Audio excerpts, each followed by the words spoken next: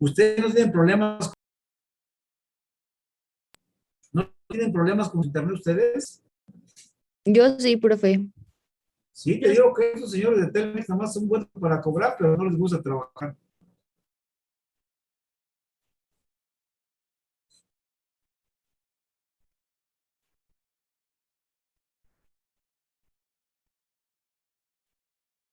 Evelyn, ¿no te han salido más dudas de tu trabajo?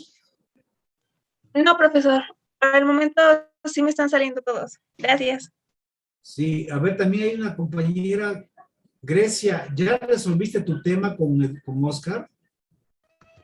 Hola, profe. Sí, bueno, el tema con el profe fue que estaba buscando mi correo mal y por eso Sí. no me ha registrado nada. Pero Con razón. Pero ya tienes le toda tu contesté. información, ¿no? Sí, profe, incluso ya me revisó usted. Bueno, vuélvesela a reenviar. Estás a tiempo, no hay problema por eso. Sí, profe, ya de hecho me pasó incluso otro correo para reenviársela de nuevo y ya pues espero esté solucionado este tema. Perfecto. Muchas gracias. ¿Alguien tiene dudas de los cuadros y eso, compañeros, para que dediquemos unos minutos? ¿O que aún no tenga la información completa?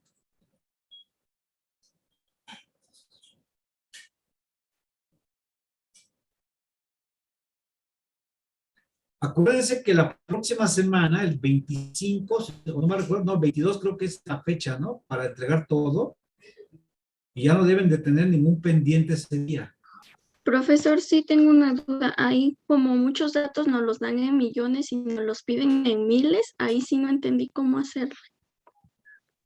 Pero, a ver, mira, tú cuando recibes el dato del Banco de México o el dato del INEGI, lo puedes recibir en miles, pero tú lo puedes poner en millones. ¿Sí?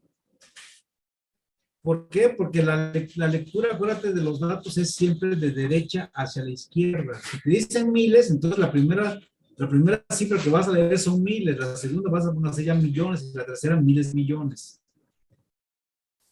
Eso es lo que tienes que aprender a la lectura de datos que emiten los organismos, que siempre se empieza de derecha a izquierda. Cuando dicen miles de pesos, entonces lo que vas a encontrar en primer lugar, los tres primeros datos van a ser miles, después van a seguir los millones, luego los miles de millones y luego los billones. Entonces, así es como debes aprender a hacer. Entonces, si tú lo vas a presentar, vienen en miles, pero tú quieres presentar en millones, entonces lo que tienes que hacer es dividir entre 1000, para que así se reduzcan tres cifras y te queden nada más millones. O sea, recorrer tres puntos, el punto decimal, recorrer los tres números, y con eso ya tienes en millones.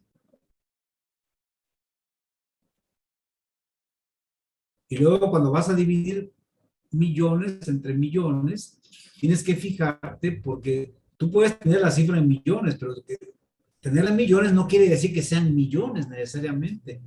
O sea, quiere decir que los tres primeros números son millones, pero los que siguen son miles de millones. Eso es lo que quiere decir. Entonces, si yo, por ejemplo, voy a dividir, suponte 330,000 millones entre millones, entonces estoy dividiendo a la novena entre a la sexta. Por lo tanto, el resultado que me dé lo tengo que multiplicar por 1000. ¿Sí? Entonces, el hecho de que tú pongas la información en millones no quiere decir que sean millones los datos que tienes ahí, porque quiere decir que los tres primeros números son millones y los que siguen son miles de millones y luego los billones. Eso quiere decir. Por lo tanto, si tú vas a dividir, por ejemplo, la agricultura son 330,000 millones. ¿Sí? O 330 millones, suponte. Entonces tú vas a dividir 330 millones entre millones, pues sencillamente es a la sexta menos a la sexta, te queda simplemente en pesos esa cantidad. Entonces es que multiplicado por nada. Pero si, por ejemplo, fueran 330,000 millones y la población la tienes en millones, entonces a la novena entre a la sexta, el resultado tendrías que multiplicarlo por 1000. ¿Sí? Ahorita voy a meterme al INEGI para que veamos esto con más detalle y no tengas dudas respecto a por qué te estoy diciendo esto. Voy a compartir pantalla para meterme al INEGI e ilustrar lo que estoy diciendo.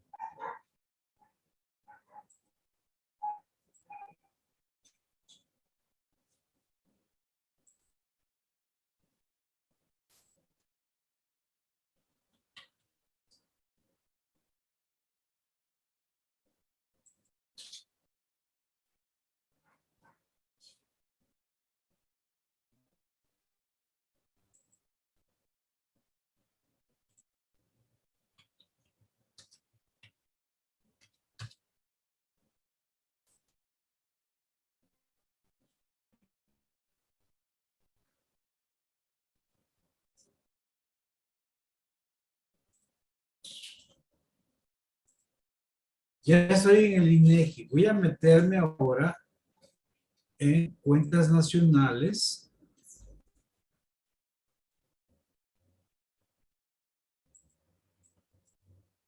Cuenta de bienes y servicios.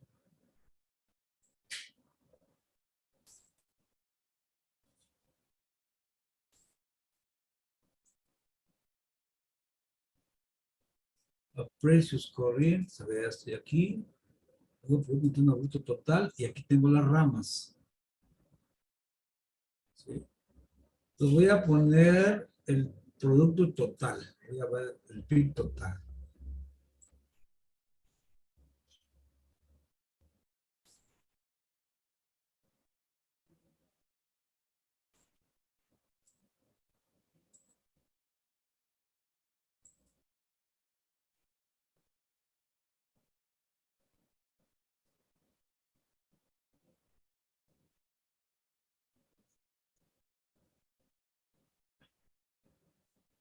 ¿Sí me están escuchando? Sí, profe. Sí, profesor. Entonces fíjense. Sí, profe. Aquí dice millones de pesos a precios corrientes. Dice que están en millones. ¿Sí? Entonces, ¿qué pasa aquí? Mira, dice punto 553. Voy a hacer más grande esta información para que la vean. Ahí está. ¿Sí? Dice que está en millones. Aquí está, millones de pesos corrientes. Entonces, aquí tiene punto 553, quiere decir que son 553 pesos. Entonces, 809 millones. ¿Sí? Luego, 868,000 millones. Y luego, 7 billones. Así se leería esta cifra.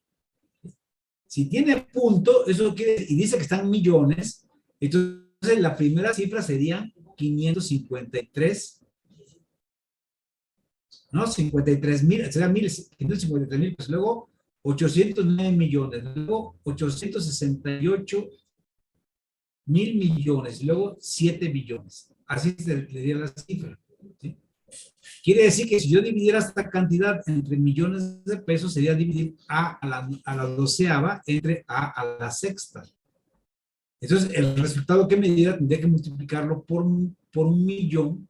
Si me diera, por ejemplo, 10, tendría que multiplicar 10 por 1,000,000 para que la cifra que yo pusiera fuera correcta como resultado.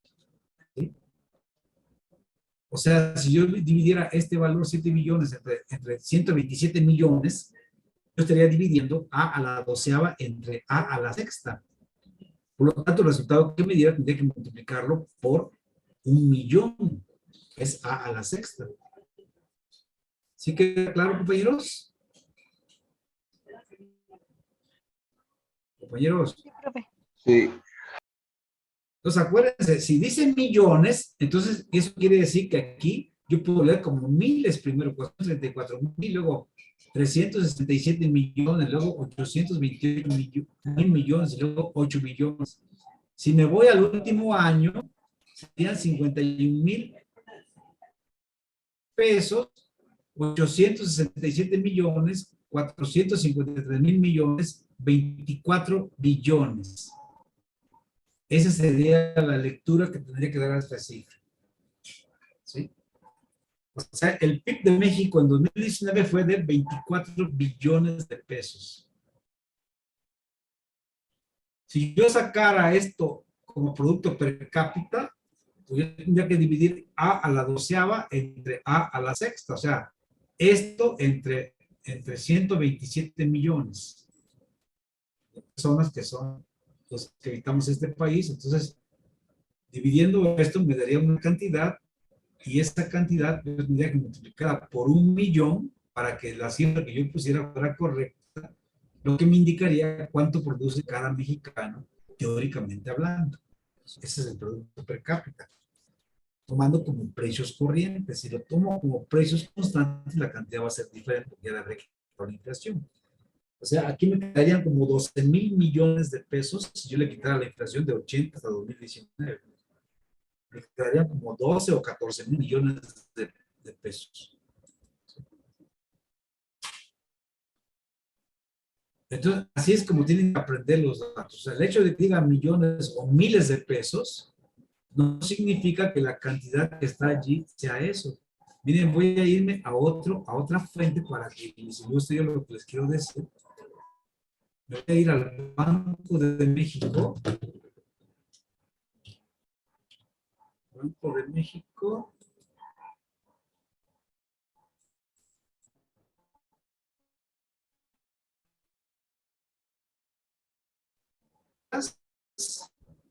Luego, sistema de información. Y luego me voy a balanza de pagos. Aquí está. ¿Sí? Entonces ahora voy a buscar balanza de pagos con base en la metodología de 2006. La presento aquí. Voy a exportar la serie.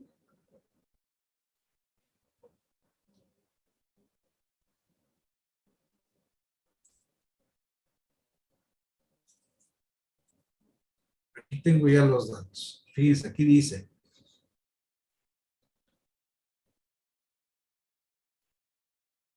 A ver dónde dice la cantidad que está aquí expresada. De 2006.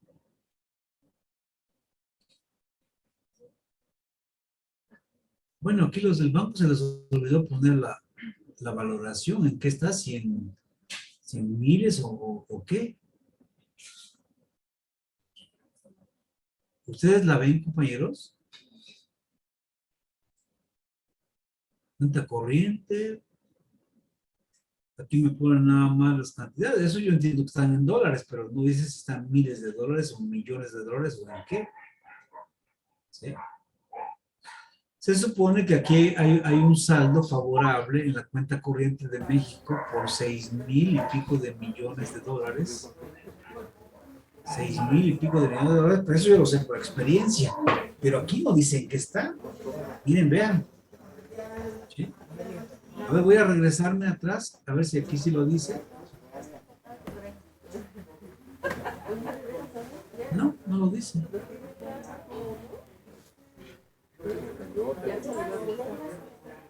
Fíjense qué error tan garrafal comete el banco de... Ah, no, aquí están, millones de dólares, perdón. Sí. Aquí están, millones de dólares. Pues antes de descargar la serie, yo ya sé que están en millones de dólares. Entonces ahora la voy a exportar a la serie, nuevamente. Entonces ahora sí ya sé que está en millones de dólares esta cifra. Por lo tanto, yo aquí le diría que son 900,000 dólares. Aquí, 558 millones y 1,000 millones. Así sería. 700,000, 67 millones. 500,000, 285 millones. 800,000, 774 millones, 1,000 millones. Y si me voy a la última cifra, serían 100,000 dólares, 286 millones de dólares, 6,000 millones. ¿Sí? O sea, la siguiente cifra, después de los decimales, serían 286 millones y la otra 6,000 millones. Pero yo quiero una que venga en pesos. Vamos a regresarnos ahora a otro lugar. Voy a regresarme.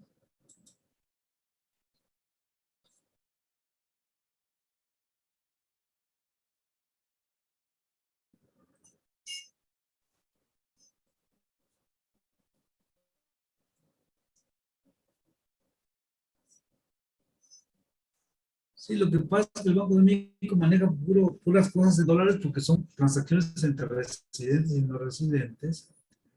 Pero vamos a ver aquí productos agropecuarios. También vienen millones de dólares. No, no voy a encontrar. No voy a encontrar. Pero vamos a ver ahora, me voy a ir.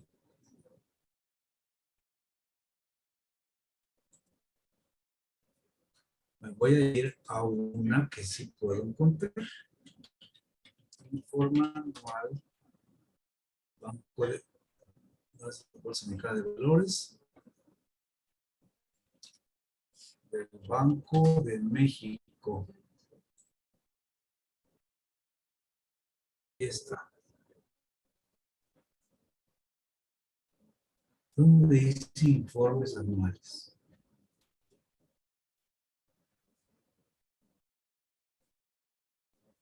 Trimestrales. Ahora vamos a ver.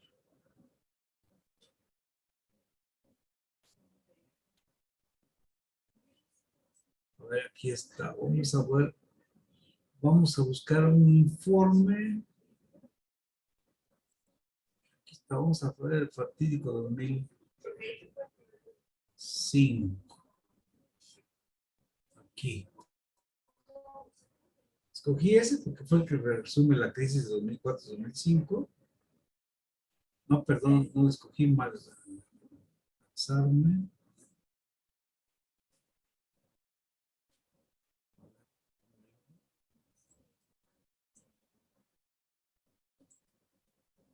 Quedaron aquí porque si no me voy a meter en problemas. Vamos a ver.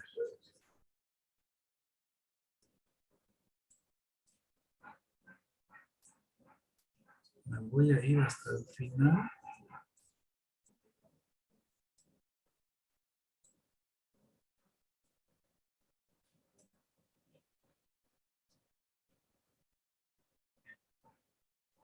Esos están miles de millones de dólares. Quiero uno que esté en pesos.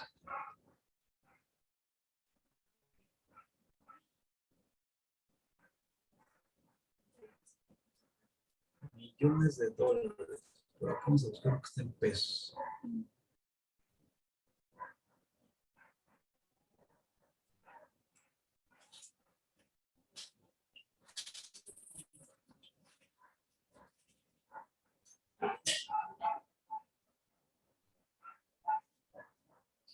Aquí está uno. Voy a hacerlo más grande. Le hago aquí más grande, ¿verdad? Aquí. Más. Ahí está. Ya se ve así, ¿verdad? Dice que está en millones de pesos. ¿Sí? Entonces, si están millones de pesos, fíjense aquí dice, es la colocación, monto asignado, mínimo, mandado. Fíjense, dice que está en millones de pesos. Entonces aquí serían miles y aquí millones. Esos serían 16,000 millones de pesos los que estarían demandándose para este periodo del 0601-2005. 16,000 millones. Aquí están los miles y aquí están los millones. 16,000 millones. 36,300 millones. Y así sucesivamente. Pero yo quería una cifra más grande. A ver si voy a ver si puedo encontrar una aquí grande donde venga lo que les quiero mostrar.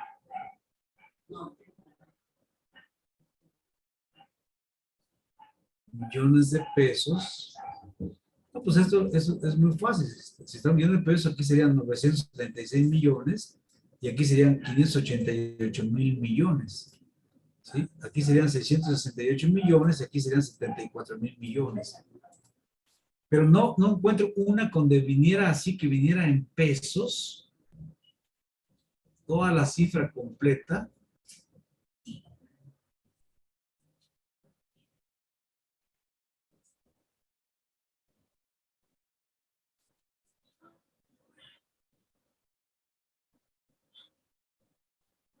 No, no viene aquí así. Creo que el INEGI sí trae eso, ¿verdad? Pero ¿por qué no lo encontré? Vamos a ver nuevamente. Déjenme entrar a INEGI bien otra vez. INEGI bien.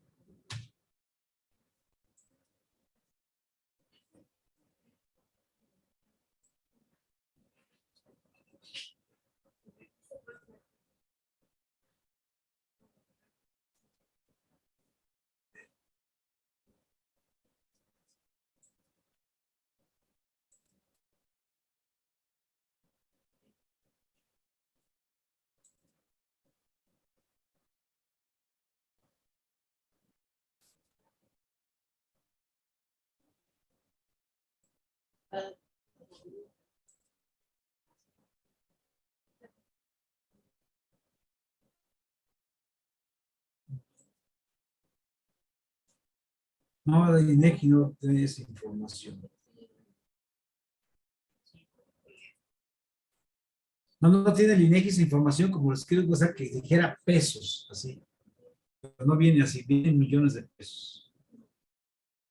Bueno, pero no sé si te quedó ahora claro cómo se leen los datos, compañera. O sea, si vienen millones, no quiere decir que la cifra tengas que ponerle en millones, porque no sería a la sexta. Si te fuera 330, sí serían 330 millones, pero si son 680, luego 330, entonces tú tienes en primer lugar los millones y después ya seguirían los miles de millones. ¿Sí? Entonces, si vas a dividir el PIB en miles de millones entre la población de millones, estarías dividiendo a la novena entre a la sexta. Entonces, el resultado tendrías que multiplicarlo por 1000, porque a la novena menos a la sexta te queda a la tercera, que es por 1000. No sé si con esto te aclaro tu duda. ¿O qué era, Aurora? Sí, profesor, gracias. ¿Sí? Bueno, ¿alguien que tenga alguna duda más? Compañeros.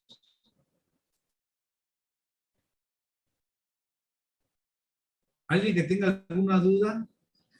Oscar, ¿no estás por ahí, Oscar Vázquez? Por el momento no tenemos duda, profe, gracias. Sí, te escucho, Grecia, por favor. Que por el momento no ¿Tiene tengo algo? dudas, profe. ¿Ya no? Perfecto. Bueno, ¿a quién le toca exponer el día de hoy? A mí. Janet, te toca exponer el día de hoy. ¿Cuál A es tu nosotros, tema, profe. perdón? ¿Mandé? ¿Cuál es tu tema? La importancia del método en la metodología. Bueno, entonces, por favor, puedes compartir pantalla para que presentes tu exposición Sí. y empezarla si gustas. Adelante.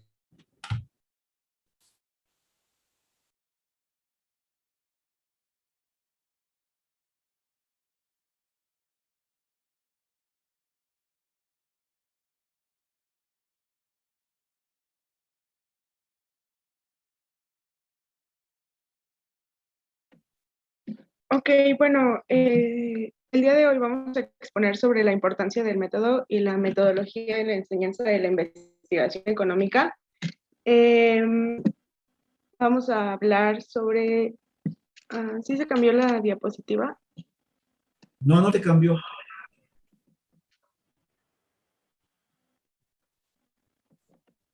Creo que ya, ¿no? Ahora sí estamos viendo ya otra cosa. Ok. Adelante. Sí, gracias. Bueno, el capítulo 2 es el método en el siglo XX.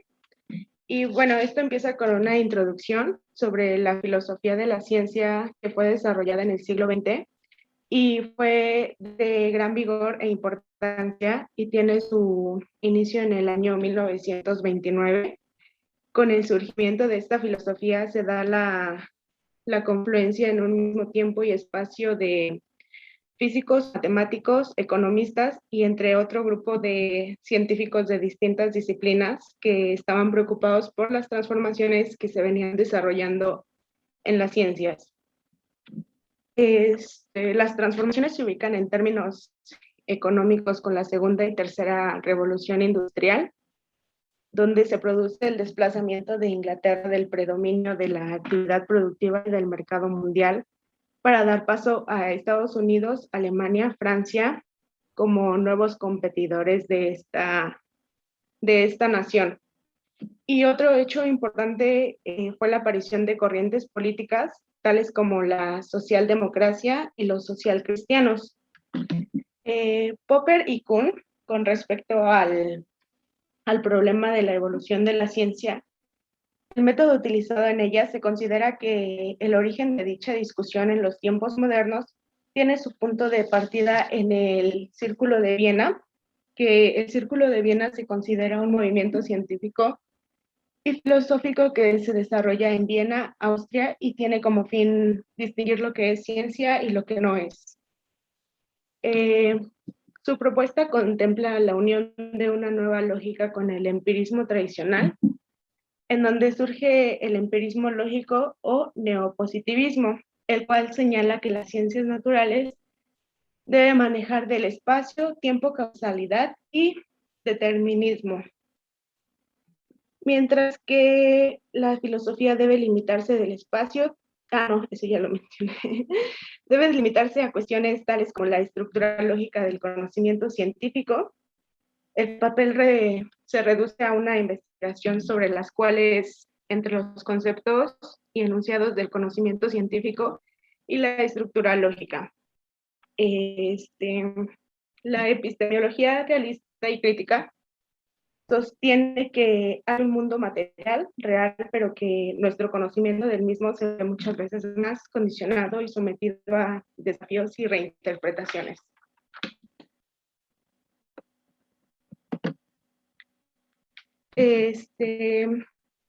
Karl Popper nació en Viena, Austria, en 1902, y su campo de estudio estuvo orientado principalmente a temas relacionados con la teoría del conocimiento y la filosofía de la ciencia.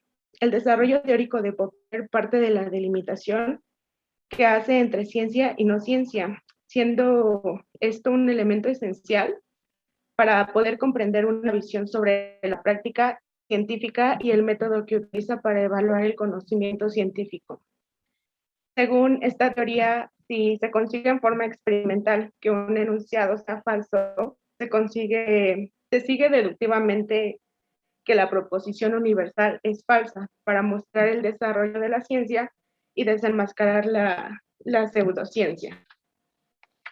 En el contexto del desarrollo del conocimiento humano, se puede diferenciar a la ciencia y a la pseudociencia, y esta se encuentra en un estado falsable, es decir, es sometido a un proceso de contrastación, buscando lo que es ciencia y lo que no lo es, derivando así el planteamiento de hipótesis o bien enunciados que puedan ser refutados o validados.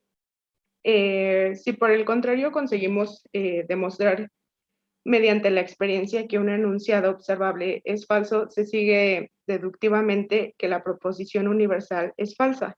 Pero para Popper la ciencia no es un sistema de enunciados indiscutible verdadero, sino un sistema de enunciados que buscan permanentemente encontrar la verdad.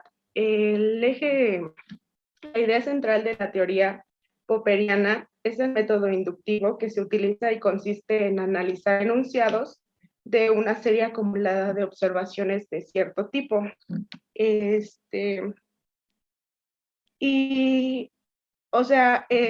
decir, el uso de este método es considerado como el criterio de demarcación entre lo que es y lo que no es ciencia. Ahora bien, Popper dice que dentro del proceso de investigación, el método debe plantearse desde un punto de vista sobre ello, y que además ninguna manera la ciencia y su desarrollo provienen de la observación, que es selectiva y que requiere un objeto elegido de una tarea ya definida, un interés y un punto de vista, y además su descripción admite un lenguaje descriptivo y que a la vez suponen intereses y puntos de vista. Continúa siendo que el objeto cambia según la necesidad específica de quien se enfrenta, y este objeto puede ser clasificado y pueden convertirse en semejantes o disímiles, relacionándolos con necesidades e intereses. Con, con la colaboración de la hipótesis, el método de Popper se podrá desarrollar y para ello es preciso intentar falsear la hipótesis mediante un proceso de investigación y el cual el método sugiere que sea el ensayo y poder así refutar, proponer teorías interdependientes, de hacer lo que esté dentro de nuestro alcance para demostrar lo erróneo de las hipótesis y de aceptarlas solo de manera tentativa si no se ha logrado refutarlas. Y bueno, de esta manera, al hacer predicciones, los resultados son importantes debido a que, de haber sido distintos a los propuestos, su teoría habría sido rechazada. Es decir, o sea, la teoría, a pesar de estar bien marcada, ofrecía la posibilidad de ser errónea.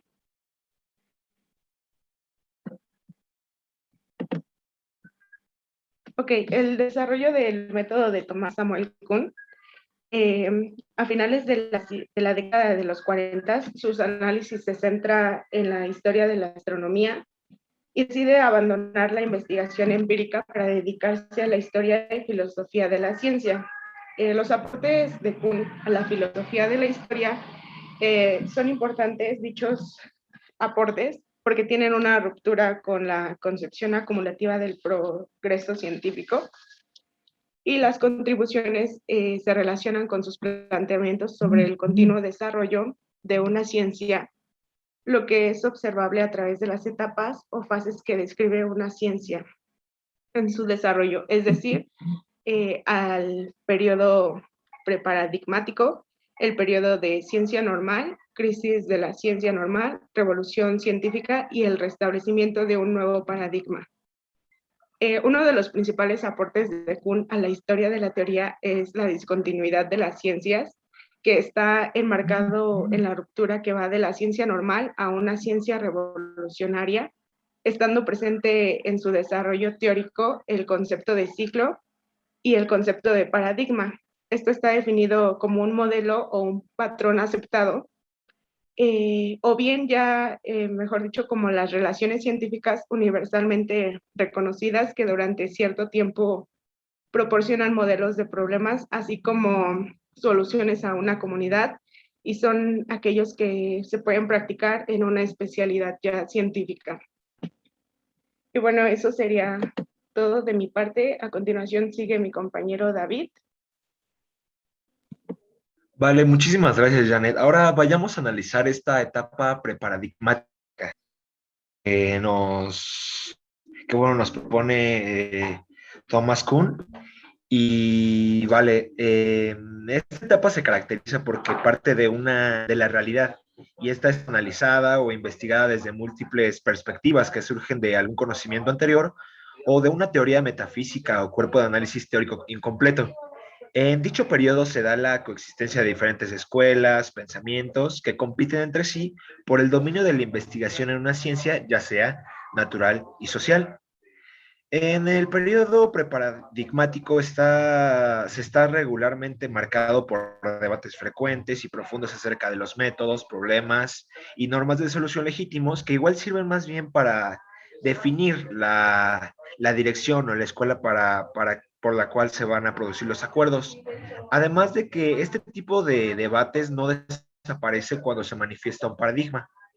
Aunque prácticamente no existe en los periodos de ciencia normal, reaparece regularmente un poco antes y durante las revoluciones científicas, aquellos periodos en los que los paradigmas primero están siendo atacados y luego sometidos a un cambio como tal. Una hipótesis y las bases teóricas explican de forma insuficiente los fenómenos estudiados, con lo que lo único que es posible hacerles es intentar refutarlas, o de lo contrario, acumular algún tipo de nuevo conocimiento sobre ellas.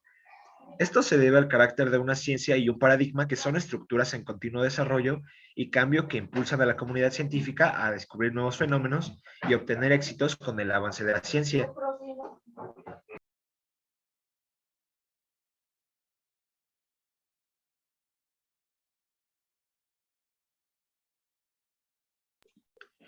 Vale, el proceso de la ciencia normal inicia cuando distintos investigadores, antes competidores, se unifican en torno de un enfoque y con ello tenemos un paradigma que conformará una manera de pensar, actuar e investigar dentro de un campo determinado, ya sea de las ciencias naturales o sociales.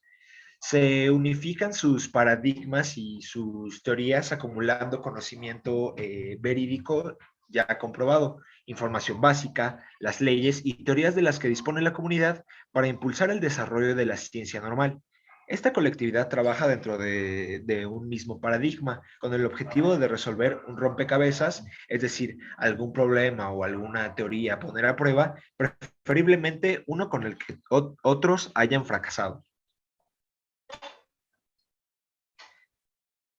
En la ciencia normal, individualmente un científico siempre debe tener como referente ya una teoría, como comenté previamente, una teoría establecida, por lo que el investigador está obligado a la hipótesis, a lo que igual conoce como conjetura, y que su ingenio le sugiere como solución al rompecabezas, como ya dije, al problema que se le presenta o problema, situación principal que presenta algún trabajo de investigación.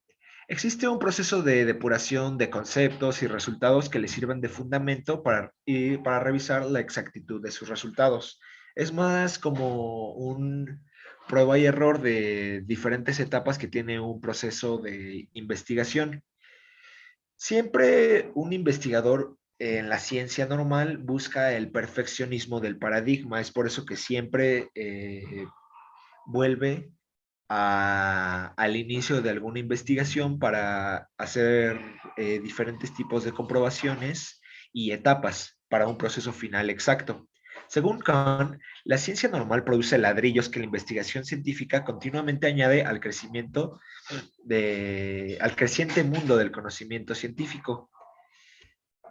Las investigaciones del desarrollo científico que tienen aceptación por parte de la comunidad científica se publican en revistas especializadas y después son trasladadas a libros para la propagación de la información, ya sea para el campo científico, otros investigadores, o igual para la absorción de cultura para la sociedad en general, interesada en algún tema.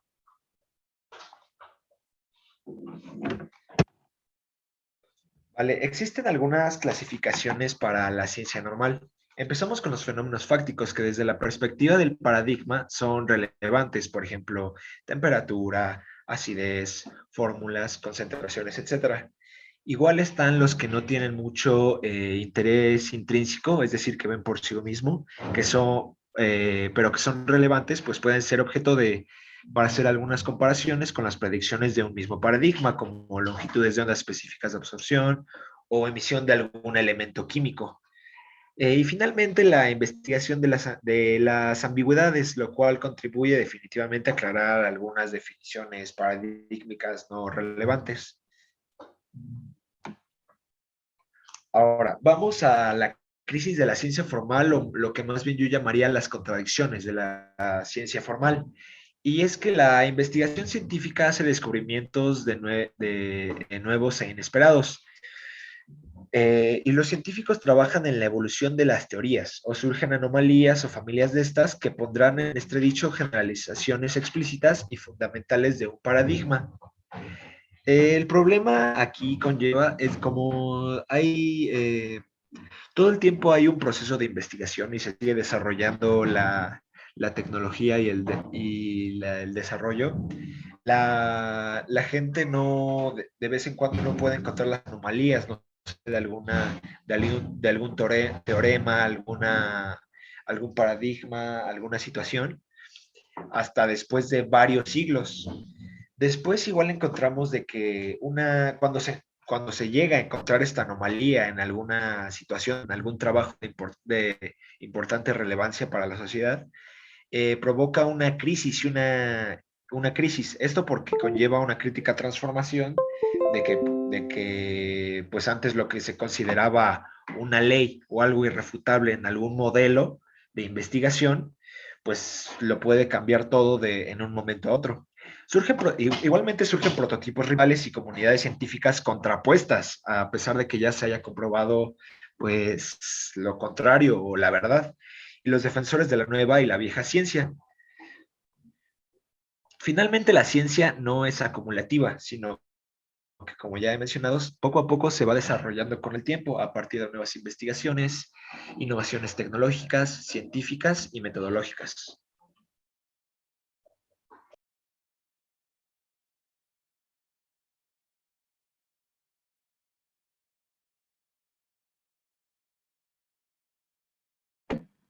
Bueno, eso sería toda nuestra exposición. Bueno, muchas gracias. Voy a pasar a preguntas para ver si pueden dejar claro este asunto. Entonces, de acuerdo a lo que ustedes vieron en ese capítulo, estos autores están planteando que cada paso que se dio en el conocimiento del universo dio origen a transformaciones metodológicas. Por ejemplo, de Galileo a Copérnico, de Copérnico a Newton, de Newton a Einstein, y ahora de Einstein a la física cuántica, por ejemplo, ¿no? O sea, cada vez que hay un descubrimiento de la realidad, estamos ante una revolución de cómo debe entenderse el mundo, el universo, cómo debe entenderse la realidad, digamos, universal, o la realidad terrenal, etcétera. Hay una revolución con base en lo que se va desarrollando como conocimiento científico. Entonces, la pregunta que yo les quiero hacer es la siguiente. ¿Puedo aplicar el método inductivo a las ciencias sociales? Puede responder quien quiera, ¿eh? O sea, no es para los compañeros exclusivamente. O sea, con base en lo que hemos estudiado, ¿puedo aplicar el método inductivo a las ciencias sociales?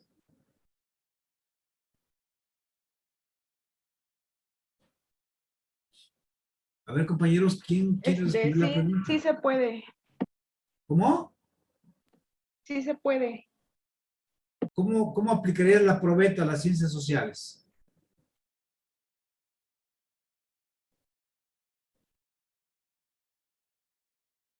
Sí, porque el método inductivo te exige pruebas, o sea, no es de que digas, pues el método inductivo lo puedo aplicar a las ciencias sociales. ¿Y ¿Con cómo harías para estadística? demostrar en las ciencias sociales la probeta? ¿Sí? La respuesta es no, Grecia. La respuesta es no se puede aplicar. Eso lo vimos con el material de Martínez Peinado cuando vimos el método deductivo, que dice él que el método deductivo es el que se puede aplicar a las ciencias sociales, pero no el método inductivo, puesto que ese exige más rigor en la demostración de los hechos y procesos, cosa que no podemos hacer en las ciencias sociales, en donde la probeta que tenemos es únicamente la historia. O sea, después de que ya ocurrieron los eventos, es como podemos probar que efectivamente es cierto lo que se formuló como hipótesis, o como teoría. Pero mientras no se muestre eso, mientras no ocurra la historia, pues no podemos hacer eso.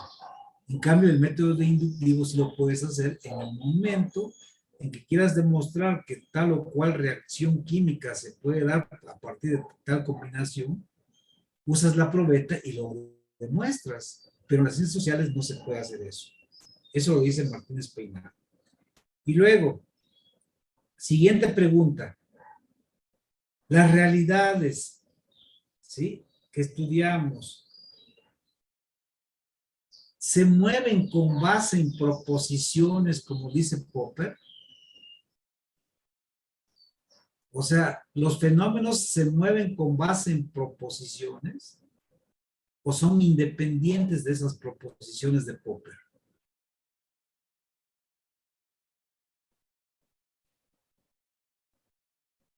¿Quién quiere responder, compañeros?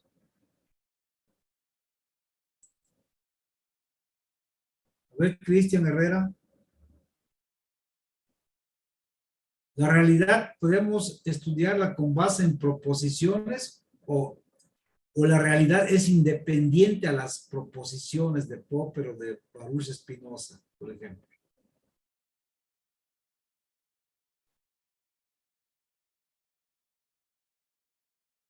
Con base en lo que hemos estudiado de cómo es la realidad desde el punto de vista del método, pregunto nuevamente, o sea, si la realidad se mueve con base en proposiciones o su movimiento es independiente a estas proposiciones que formulan Popper o que formula Baruch Spinoza.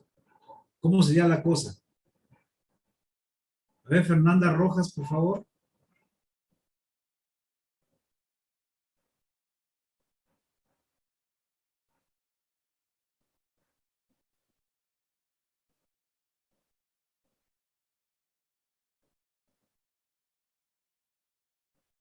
¿Nadie quiere responder, compañeros?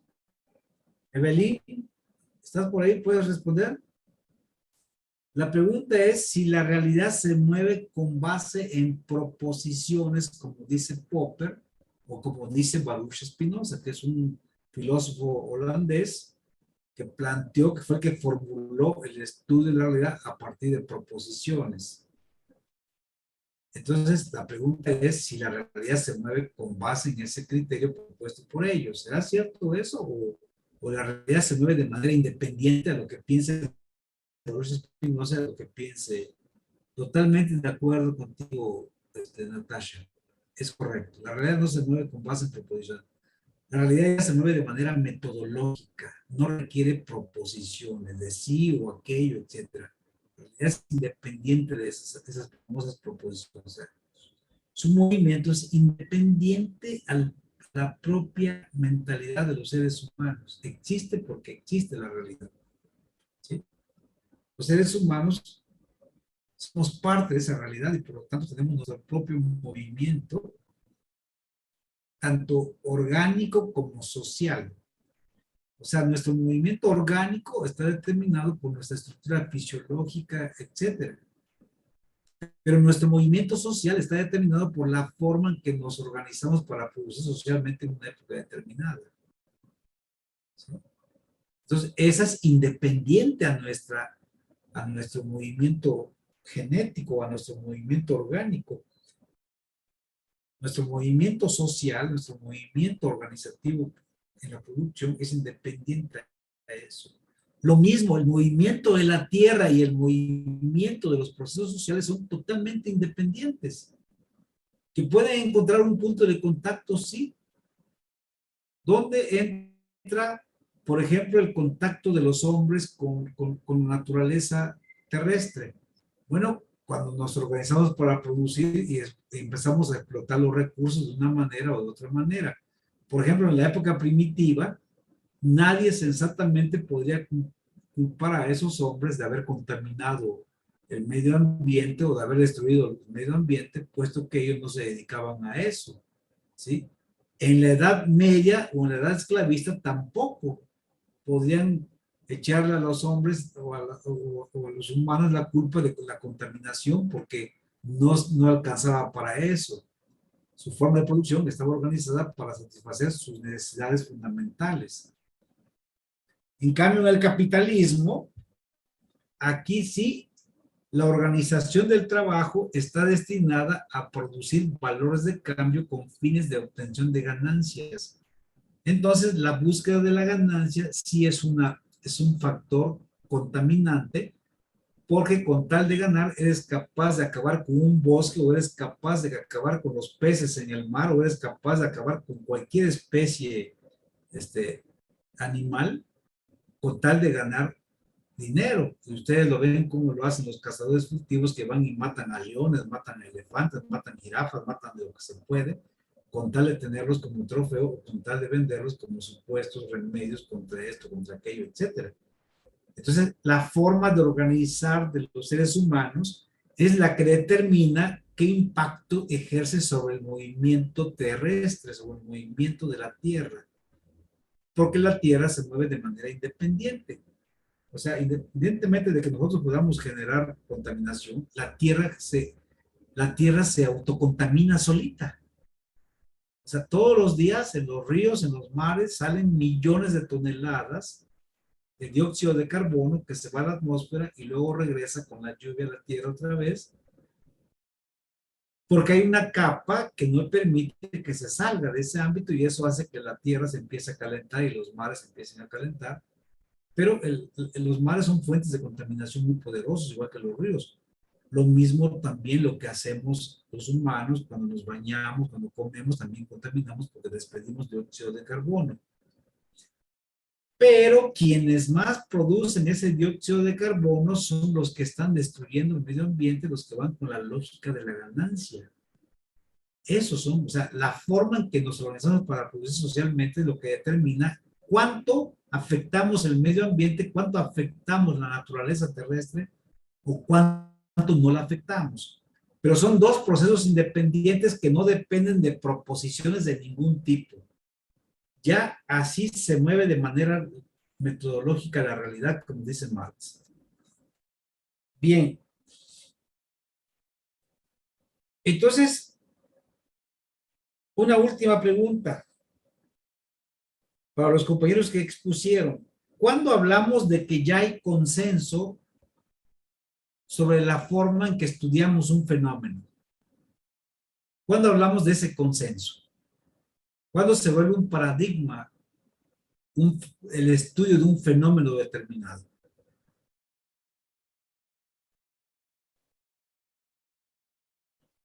Los compañeros que expusieron, por favor, para ustedes es la pregunta. ¿Cuándo hablamos de que ya hay un consenso científico, de que ya podemos hablar de un nuevo paradigma científico cuando estudiamos una realidad determinada?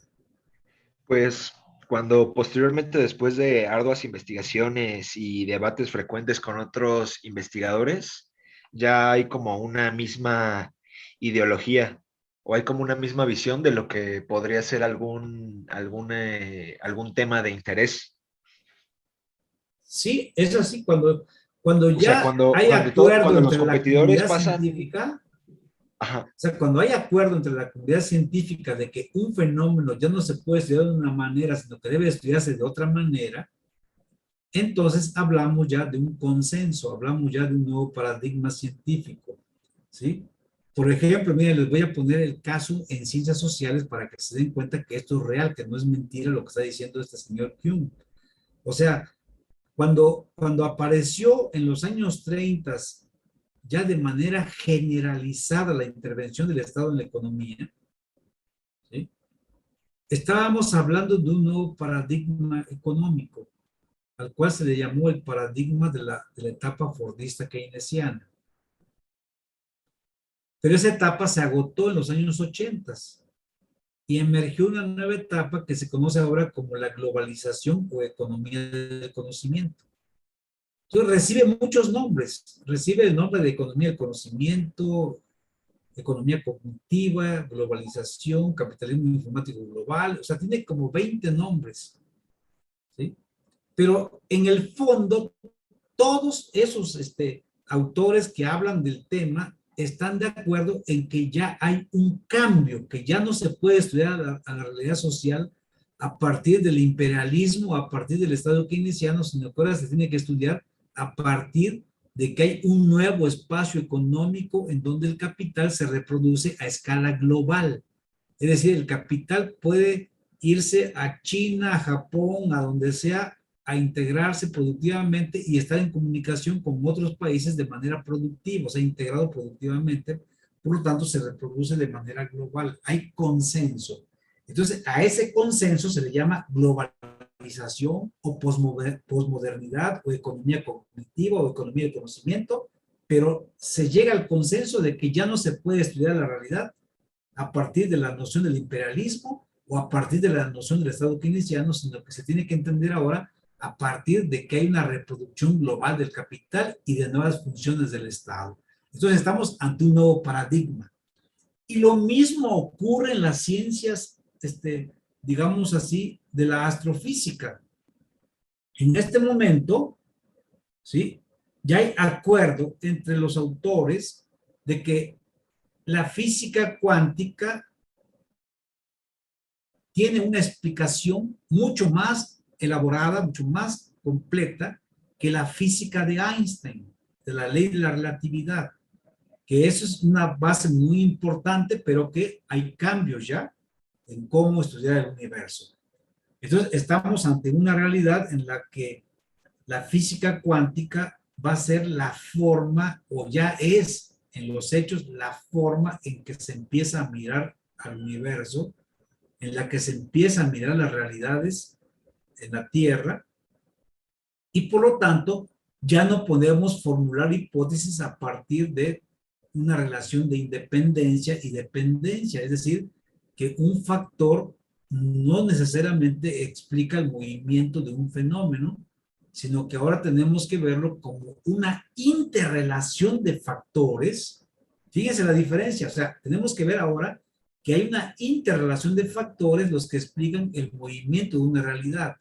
Por lo tanto, cuando un médico dice que una persona se va a morir de cáncer, pues están mintiendo, porque no necesariamente se puede morir de cáncer si entran en contraposición otros factores que pueden anular el proceso, ¿sí? Como ya les expliqué el caso de este señor que descubrió la secuenciación y el ADN, que uno de ellos ya murió, pero el otro le dijeron que iba a tener mal de Alzheimer, y el tipo ya casi cumple los 100 años y está viviendo, y no tiene mal de Alzheimer. ¿Por qué? Porque él utilizó el conocimiento que tuvo sobre esta realidad para elaborar o contraponer factores que desarrollaban el Alzheimer. Y así por el estilo. Ya les comenté que hoy hay en el INCAN más de 3,000 casos que están estudiando de por qué la gente no se murió cuando le dijeron ya vete a tu casa, le pegaron una patada por el trasero y no se murieron y están vivitos y coleando. ¿Qué quiere decir? Que entonces los supuestos de que A es igual a F de K, no necesariamente K determina A, sino que hay otros factores que pueden determinar el movimiento de A. Entonces, esa es la aplicación que da la física cuántica, de que ahora las realidades tienen que entenderse a partir de la concurrencia de interrelaciones hipotéticas y no simplemente de una relación de dependencia-independencia. O sea, que la base combinacional de la comunicación entre los objetos es tan amplia que no podemos atribuirle a un solo factor el movimiento de una realidad, sino que ahora tenemos que verla como un conjunto de interrelaciones. Eso lo está diciendo el señor que se acaba de morir, que andaba en una sillita de ruedas, que hablaba así con un micrófono, este señor Steve Hawking, ¿sí? De cómo el mundo moderno tiene que entenderse a partir de interrelaciones. Y ese es un consenso que ya está aceptado entre los estudiosos de la física, de que el mundo cambió, por lo tanto, en el futuro se va a crear una tecnología específica que no va a ser la computadora ni el teléfono móvil, sino una tecnología que corresponda a la aplicación de la física cuántica de la realidad, que aún no existe, pero que toda la base teórica ya está dada. Y en ese momento podemos viajar de una galaxia a otra galaxia, como se supone que ya lo hacen otros habitantes de otros planetas o de otras galaxias, que han mandado a la Tierra ondas magnéticas donde dicen que andan conquistando otros planetas y que ellos ya tienen vida eterna, así como aquí la medusa en nuestro mundo. O sea, la medusa es un animal que tiene vida eterna, nunca muere, excepto que la mates, pero ella se reproduce, y se regenera celularmente cada rato, y entonces nunca muere. Allá dicen que también ya hay gente o ya hay extraterrestres que tienen vida eterna y que andan conquistando, y cualquier día los podemos encontrar aquí, van a llegar aquí a nuestro planeta. Pero toda esa explicación viene dada a partir de lo que es el conocimiento de la realidad cuántica. Bueno, entonces, si no hay ninguna duda para los compañeros, no sé si hay otro compañero que vaya a exponer el día de hoy. Compañeros, ¿no hay nadie que tenga exposiciones para hoy? Yo, profesor. Bueno, si no hay, entonces, ¿quién expondría el próximo lunes? Yo, profesor, yo sí tengo exposición hoy. Ah, ¿tú? Bueno, pues adelante, ¿cuál es tu tema? entender el conocimiento científico de Haynes. Adelante, pues. Permítame en lo que comparto pantalla. ¿De dónde llega? Tenemos que es el conocimiento objetivo que realiza un científico, un investigador, alguien que hace ciencia, sobre la realidad. Entonces, hay dos características primordiales del conocimiento científico. Uno, que explica hechos. No se puede ir más allá de la realidad, no hace suposiciones, todo tiene que estar comprobado y fundamentado en lo que existe. Y la segunda característica es que tiene que salir o tiene que ser producto, un pensamiento producto de un investigador, que a su vez tiene que cumplir con tres características. Una, que siga la ciencia, es decir, que crea en ella, que haga ciencia, que esté en contacto con la realidad todo el tiempo. Segundo, que realice un proceso metodológico. ¿Esto qué quiere decir? Que el conocimiento científico, a diferencia de otros tipos de conocimiento, es producto de un proceso específico. No se debe comprobar. Entonces, no puede surgir de la nada, no puede llegar alguien a decir que el cielo es rosa cuando no lo ha comprobado. Y bueno, el investigador tiene que tener los recursos para investigar, obviamente. Y con recursos se refiere recursos materiales, tiempo, o sea, la dedicación y todo lo necesario para poder comprobar que algo funciona como funciona. Ahora, entre los procesos metodológicos, el primordial, más bien el único, para poder llegar al conocimiento científico es el método científico. Y bueno, ¿qué es método?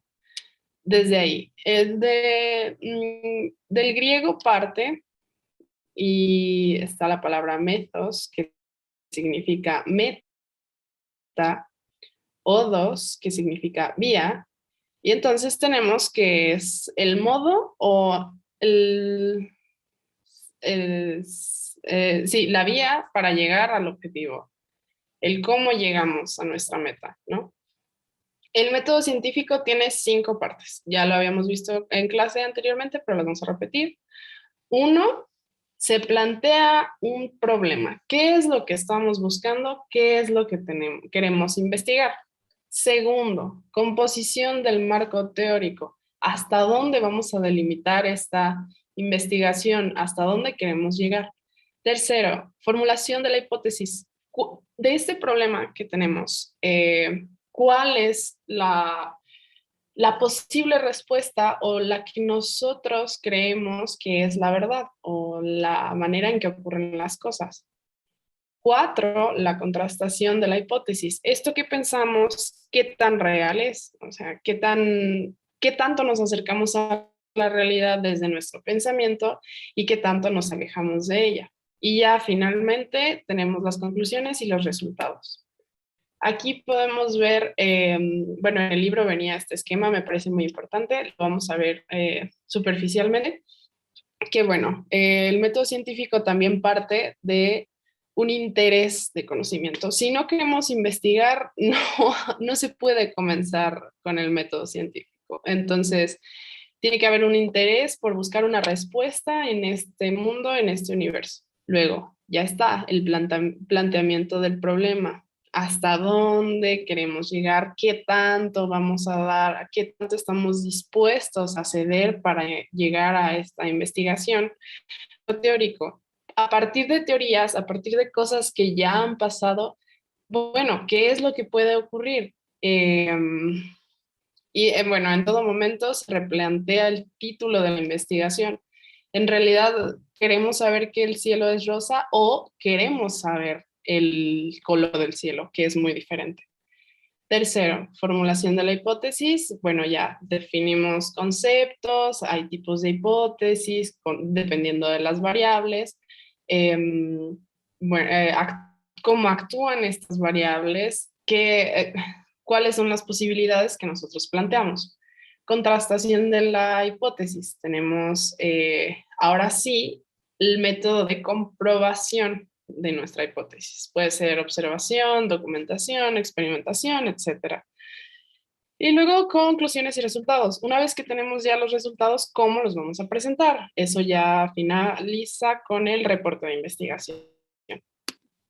Ahora, el conocimiento científico en concreto, ¿qué es?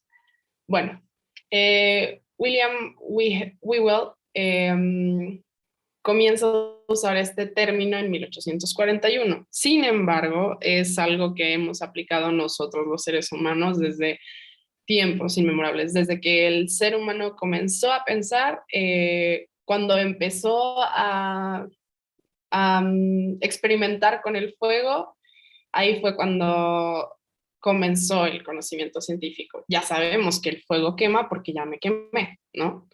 ¿Qué es? Bueno, es la interpretación adecuada de la realidad. ¿Esto qué quiere decir? Es la abstracción de lo real. Y es el pensamiento de lo que sí existe. Para esto, para llegar a esta abstracción, para llegar a este pensamiento, hay que comprender los distintos tipos de lenguajes. Y entre ellos están los naturales, que son aquellos que se dan de manera, bueno, vaya, los que toda la información que hay en el mundo tal cual. Y el lenguaje formal, ese ya se refiere a lo que nosotros como seres humanos podemos hacer o podemos comunicar. Tenemos otra cosa, otra característica del conocimiento científico es que es un sistema simbólico y de interpretación. Entre ellos está el sentido común. O sea, nosotros nosotros interpretamos al mundo según nuestra lógica propia. Ese es el sentido común. El pensamiento mágico, el que tanto creemos en que las cosas aparecen de la nada, o el que hay magia en la vida, en que las cosas actúan de acuerdo a algo mucho mayor que lo que está aquí. El conocimiento científico, es decir, aquello que parte directamente de lo real. El religioso, el que tanto le dejamos el porqué de la realidad a un ser todopoderoso. Y el arte. El arte es el cómo entendemos el mundo desde nuestros sentimientos. El conocimiento, este sistema de interpretación en concreto, el conocimiento científico, es producto de una operación mental.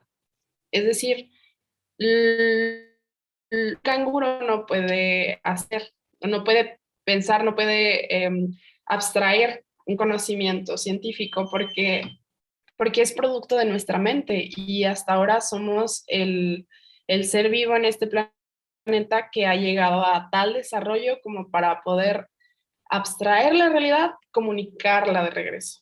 ¿Ok? Y otra característica es que es cuantitativo, no es cualitativo.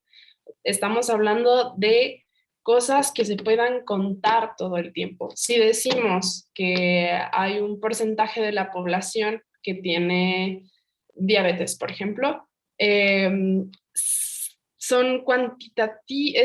un proceso cuantitativo. Tenemos contadas las personas que tienen diabetes y ese es un dato real. No podemos hacer suposiciones, tenemos que partir de lo que existe. Ok, ¿para qué sirve? Bueno, es el único medio disponible para conocer al mundo real. ¿A qué nos referimos con esto? Es la única verdad. El conocimiento es la verdad absoluta de lo que existe. ¿Y qué hacemos con esta verdad? Bueno, el ser humano a lo largo de la historia ha dominado lo que es la Tierra, lo que es su entorno, los procesos reales, desde cocinar.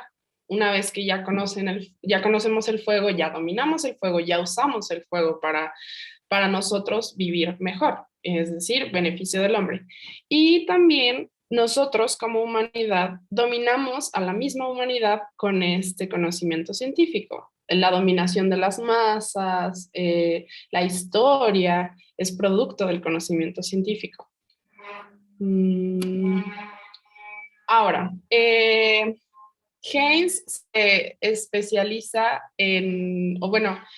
aterriza todo lo del conocimiento científico en nuestra manera de aprender las cosas como estudiantes o en nuestra manera de ser investigadores, de conocer científicamente la vida. Y el conocimiento científico se presenta casi siempre en libros o tesis. Sí, obviamente las tesis se presentan en libros. Entonces, Heinz aquí aterriza y va directamente a lo que es un libro. Está bien, ya sabemos qué es el conocimiento científico. Ahora, ¿cómo accedemos a él? Y cómo nos acercamos a él, cómo aprendemos de él. Entonces, en concreto, refiriéndonos a los libros, bueno, para estudiar un libro, nosotros como investigadores en crecimiento que estamos dentro de la universidad, tenemos que ¿por qué queremos estudiar un libro? Fácil, queremos seleccionar la información relevante, queremos como una esponja absorber lo más importante que este libro nos pueda ofrecer. Y entre ello, ¿cómo podemos llegar a absorber todo esto? Primero, comprendiendo lo que estamos leyendo. Si no prestamos atención a lo que leemos, jamás podremos saber qué es lo que está diciendo el libro. Una vez que ya comprendemos, hay que jerarquizar, es decir, qué ideas son más importantes.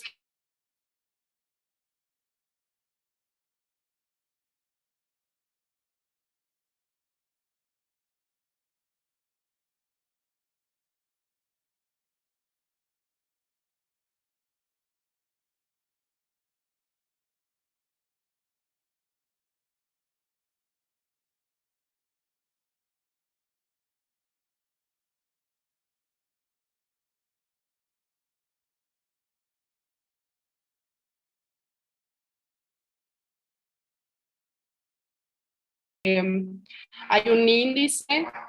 Bueno, desde un principio los libros te muestran qué es lo más importante o desde dónde se desglosan los temas más importantes. Se separa por capítulos un libro y ya sabes, bueno, si voy a leer estática, que estoy en física y hay que leer estática, ¿no?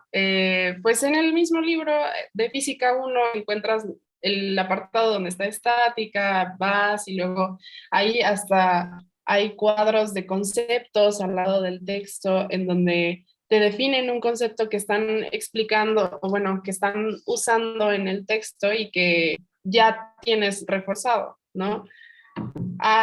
Todo esto son indicadores del texto y hay dos tipos, estructurales, que tienen que ver con la estructura del texto como tal, introducción, el índice del libro, el desarrollo del capítulo, los capítulos, la sinopsis del libro, es decir, de entre todos los libros que hay en la estantería, cuál es el que vas a tomar para hacer la tarea. Y hay indicadores formales. Esto ya se refiere a la forma en que está escrito el texto. Tenemos las tipografías, los recursos gráficos, que, bueno, hacen uso de las imágenes dentro de los textos. Y, bueno, la estructura temática lógica. ¿Esto qué es? Es el orden y recreación de las ideas. Hay una cosa que nosotros hacemos cuando queremos estudiar para un examen y es el famoso acordeón, ¿no? Todo lo que leímos, lo más importante lo queremos anotar en un pequeño papelito, lo volvemos a organizar, a veces ponemos cuadros conceptuales dentro del papelito, a veces hacemos figuras, dibujos, con lo que nosotros tengamos la facilidad de recrear las ideas o las palabras clave que nos regresen a todo lo que leímos. Esta es una estructura temática lógica y cada persona lo hace de modo que le funcione. O sea, organiza las ideas que leyó de manera que las comprenda nuevamente. ¿Cómo memorizar la información? Finaliza el capítulo con esta pregunta y hace mención a nosotros, otra vez como estudiantes, que queremos leer, que queremos aprender, que queremos optimizar nuestro tiempo. Bueno, ¿cómo podemos memorizar esta información que estamos leyendo, que es importante? Pues la clave está en que sea el acceso rápido a la información y tengamos la facilidad de la reproducción, justamente lo que estábamos mencionando con la estructura lógica. A nosotros como individuos, ¿qué se nos facilita? para volver a esos pensamientos que tuvimos mientras leíamos. ¿Cómo recuperamos lo más rápido posible esa información importante que tenemos que aprender? Y esto, bueno, varía de acuerdo al individuo. Es decir, a mí se me puede facilitar el recordar algunos temas juntándolos con situaciones de la vida cotidiana, es decir, en mi pensamiento recuerdo, o ejemplifico, tal tema se parece a algo que me pasó hace años o algo que me contó no sé quién, o el estar haciendo cosas, o el hacer dibujos. Hay gente que es muy visual, entonces cuando hace resúmenes de libros, se acuerda hasta del color que usó de marcatextos para subrayar algo, ¿no? Hay gente que a través de la escucha, es decir, se le graban las palabras, las voces cuando la gente se lo platica y demás. Y hay que finalizar ya por último haciendo hincapié de nuevo en que estamos en una era tecnológica, entonces hay que recordar que hay que usar las tecnologías a nuestro favor. Y nada, sería todo. Muchísimas gracias y si tienen alguna duda, quedo a su disposición. Muchas gracias, Sukari, muchas gracias. Mira, ya se nos agotó el tiempo, nos quedan unos minutos nada más. Yo nada más les quiero dejar estas preguntas para que en la próxima clase las platiquemos, ¿sí? De la importancia que tiene el marco teórico como la base de la creatividad, de la cuestión de la ciencia. O sea, el marco teórico no es más que la forma que representamos a partir de conceptos la realidad. Una vez que entendemos la realidad, la representamos a través de conceptos. Y entonces es muy importante que entendamos qué es eso del marco teórico, porque es uno de los aspectos centrales de la investigación.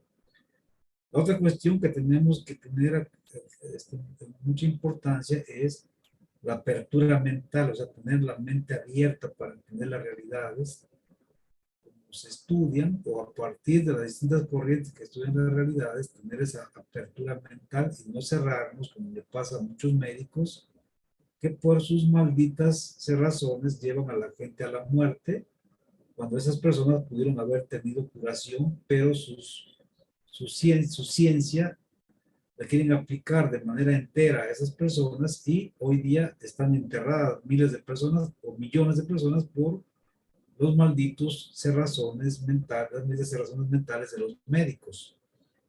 Entonces, yo les dejo esas inquietudes para que en la próxima clase las platiquemos. Y muchas gracias a todas y a todos los compañeros que pusieron. Muchas gracias a todos y a todos por la presencia aquí en la reunión. Y no sé si ya está programado alguien para exponer, y si no, escríbame para que yo le asigne el tema para el próximo lunes. No, tenemos el tema de la pobreza el lunes, ya me acordé.